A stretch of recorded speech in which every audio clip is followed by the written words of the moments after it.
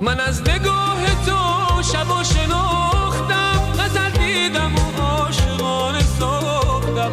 تو هر بیت غزل قصه چشمات دلم قافیه شد، قافیه باختم. شب چشم تو قیمتی ترینه، بلگشتر عمر من نگینه. همه دنیای من فقط همینه، همین شرقی ترین شب زمینه. تو از 1001 شبی پریچه، به جز تو زندگی هیچ پریچه. یه دنیا همه هیچه.